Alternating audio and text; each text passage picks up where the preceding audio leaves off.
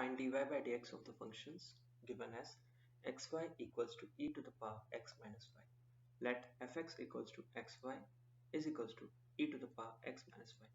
Taking natural logarithm on both the sides, we get log x plus log y equals to x minus y. Since we know log e equals to 1 and log xy is equal to log x plus log y. Hence, we get log x plus log y equals to x minus y. Now differentiating with respect to x, we get 1 by x plus 1 by y dy by dx is equals to 1 minus dy by dx. Collecting similar terms on the same side, we get 1 by y plus 1 into dy by dx equals to 1 minus 1 by x. Hence, dy by dx equals to y into x minus 1 upon x into y plus 1, which is the final answer. Thank you.